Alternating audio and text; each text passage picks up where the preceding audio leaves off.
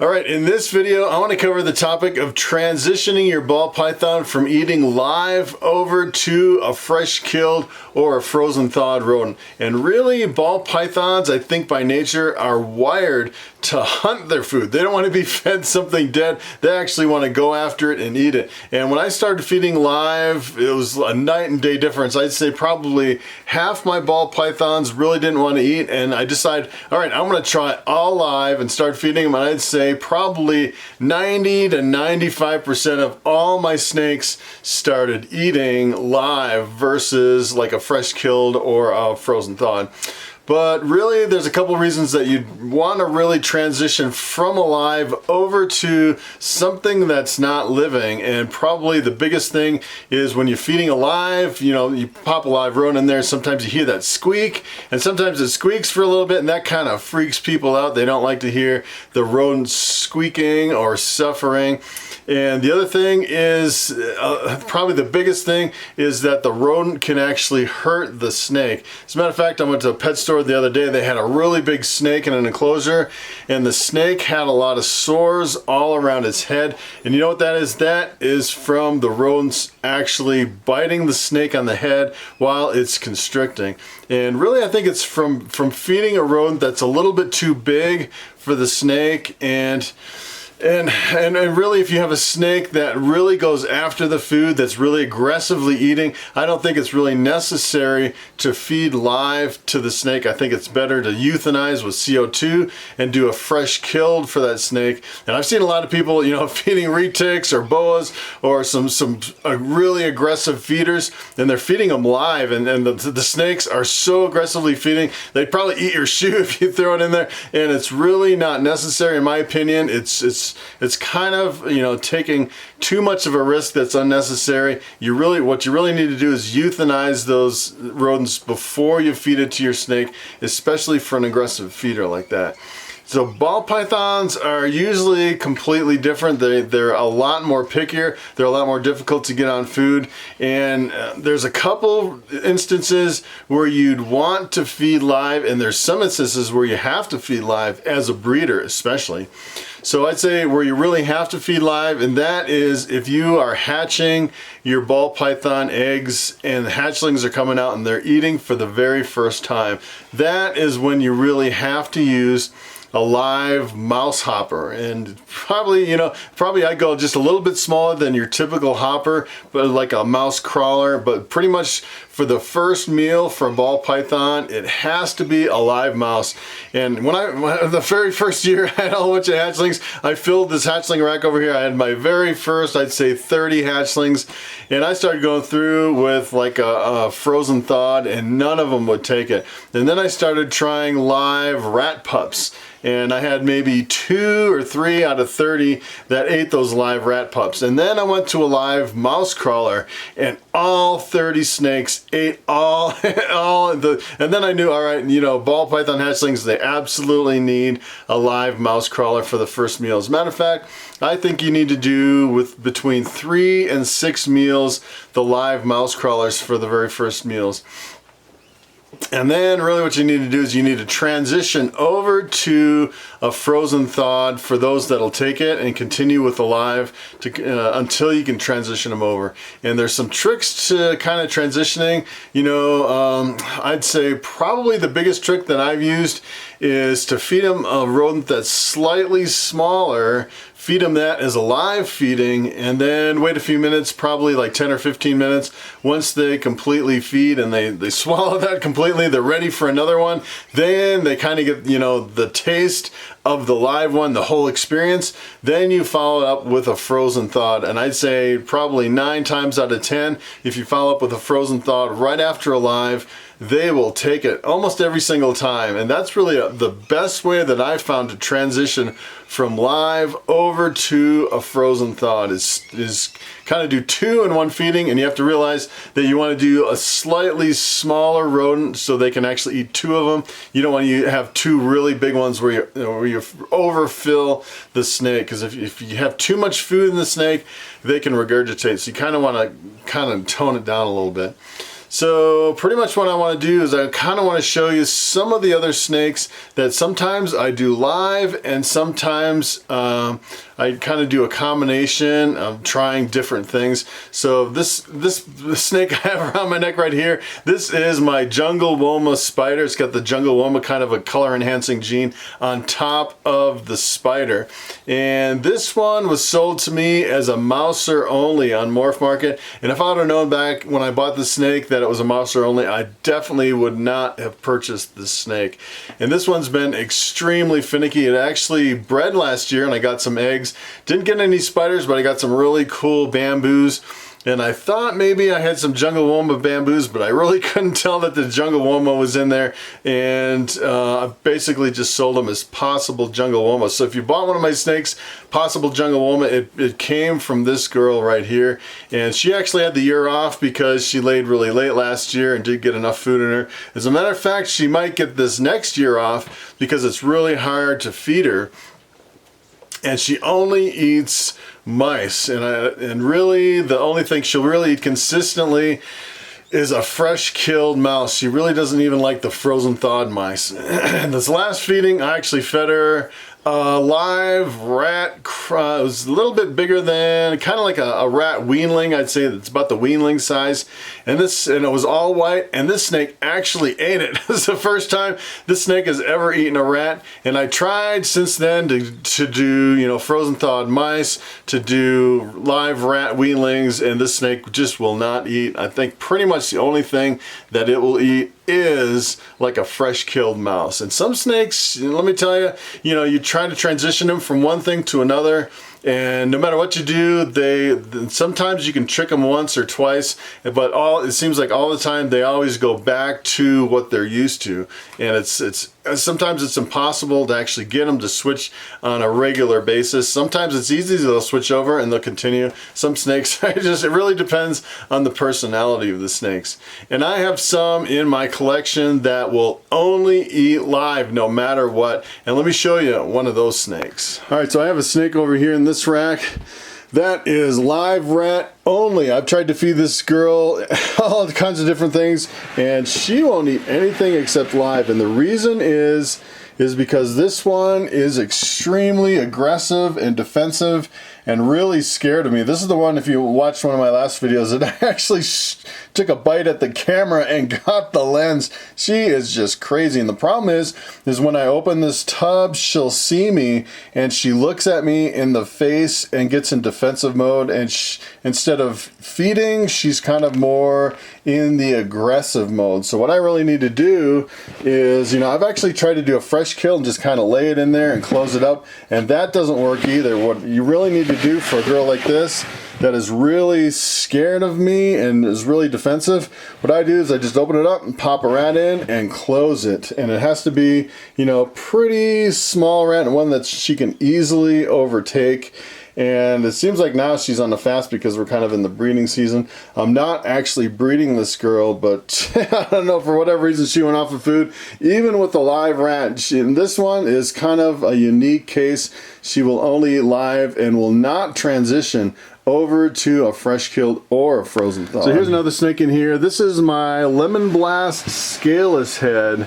And this one will actually, at this stage, it'll pretty much eat just about anything. It'll do frozen thawed, fresh killed, or live. And the interesting thing about this is once a hatchling eats 6 rodents up until probably this size or a little bit bigger, it goes on a feeding frenzy and it'll eat just about anything. Some of them just come flying out of the tub and they'll bite your finger when you open the tub. And I just fed her a big rat. And the interesting thing about this is what I like to do is I like to feed live on these just like little rat crawlers about this big that are completely harmless, that are too small to even, you know, do any damage to the snakes. And what I do, especially with all my holdbacks from last year, these are the ones I was thinking about holding back. I'm actually going to bring them to the show and sell them. And really for me, if I have a whole bunch, what I can do is I can just open these up and just, you know, pop it in the tub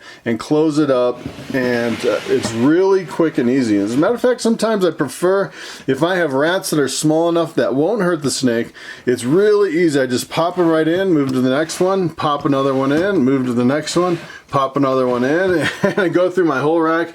It is really super easy for me. The snakes take the rodents really easy, and there's really no harm to the snakes if you have the right size rodents. So if we're talking about adult ball pythons, this one is one of my bigger ones. This one's actually on food right now. Just ate 2 really big rats, and for a ball python this size, you know, they take decent size rats about that big, pretty much like a large rat, not like a jumbo or an extra large. They take a really decent size rat. This one actually ate 2 of them back to back. And what I really want to avoid is damaging my snakes. So in this case, what I'll do is I'll actually feed this one pretty much always a fresh kill. And you can also do frozen thawed, but you know, fresh kill is just easy for me because I raise my own rats, euthanize them with CO2, and just put them in there. So if I was to actually feed this one like a live, the only time I'd feed live is if it was a really stubborn feeder, it's fasting for a long time, and then I'd use, you know, a live, probably, you know, a smaller rat that is not going to hurt my snake. The snake can easily overpower it.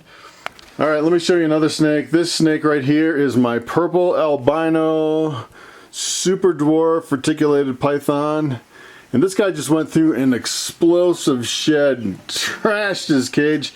And a snake like this, once they come out of a shed, you can see he is in crazed feeding mode. I could throw my boot in there and he'd start chewing on it. This snake is just, you know, kind of crazed. You know, when they come out of the shed, especially reticulated pythons, they will eat anything.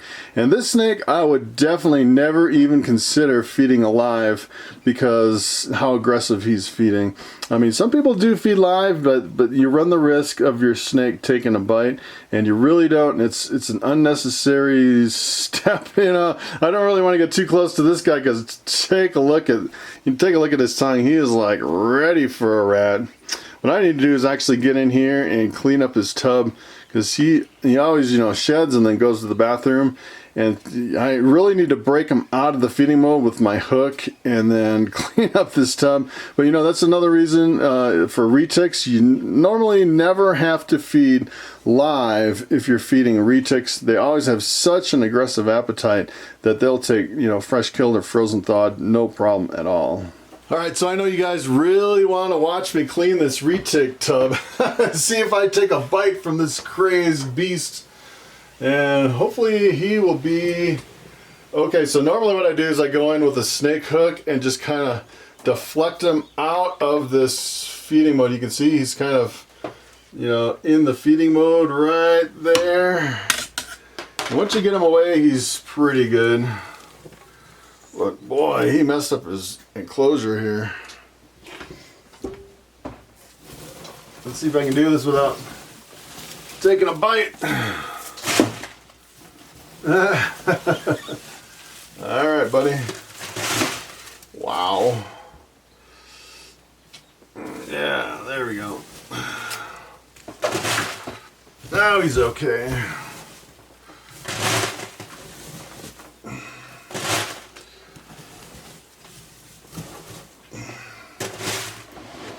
He's a pretty big boy. He weighs, you know, 30-some pounds, I think, now.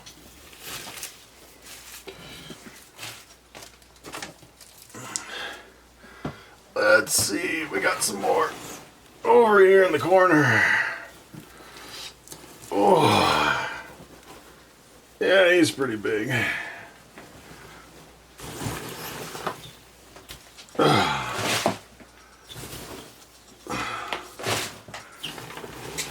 Once you handle him a bit, he's perfectly fine. I just don't want him to get out of the tub. Alright, looks like his face got a little dirty. Maybe I can clean his face up a little bit. Alright, typically most snakes are really head shy, so I'm going to try to clean his face off here and see what happens. See how he takes it. Yeah. Yeah, oh my goodness.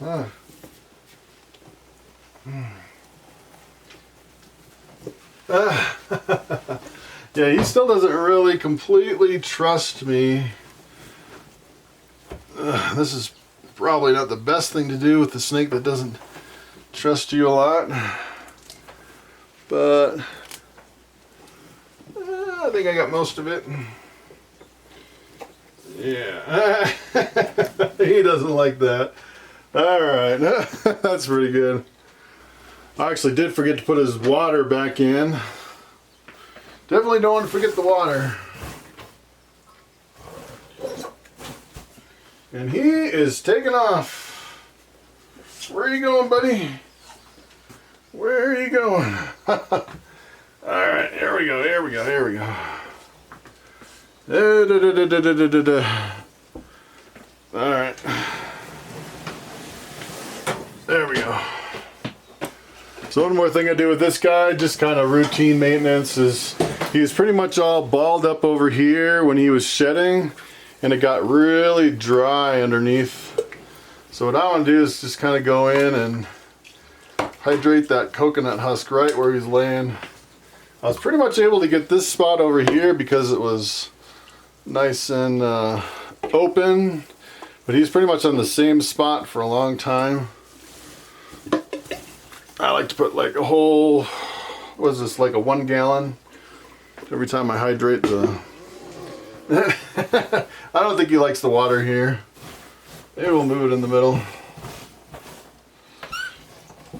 so he can coil up in a little ball over there. Alright. So I actually have a snake over here that was fasting for a long time, wouldn't eat anything, and I finally started going live, and she started eating like crazy. I paired her up this year, and I'm hoping that she'll actually lay some eggs for me this year. This is my big pied girl.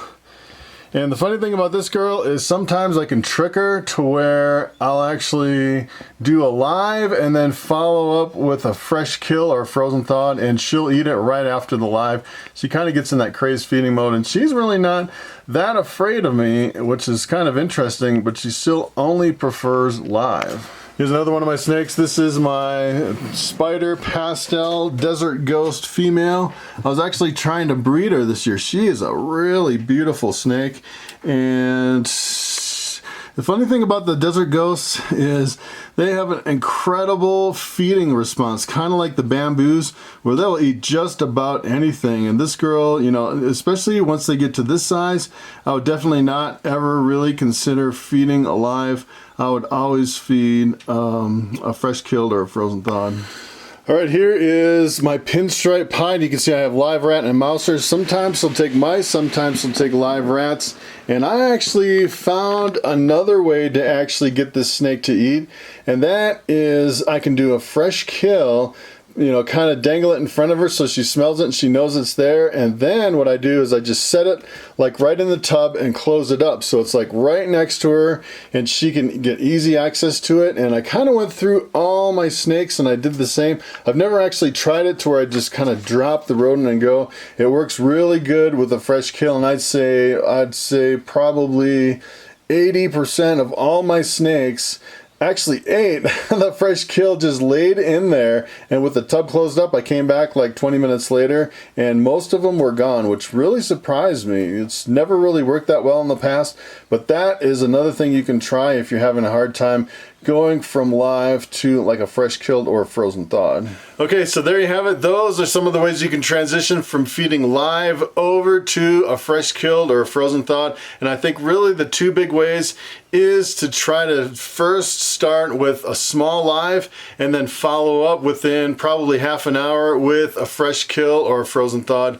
Or what you can do is you can try to kind of drop and go like I've kind of done in the last couple months, where I've been doing fresh kill, you drop it in the tub. And what I was doing is I was actually offering to kind of get the attention of the ball python. Instead of just leaving it, I would actually try to feed it to the ball python, and then it would know it was there, and then drop it and wait about half an hour and see if it would eat it. I definitely wouldn't leave it in there too long because you don't want it to get really cold and then have the ball python python eat it, especially if you did it overnight. It could really go rancid, and then the ball python could eat it like the next day. You probably don't want to do that. I would say probably, you know, a maximum of a half an hour if you're doing a drop and go kind of a technique.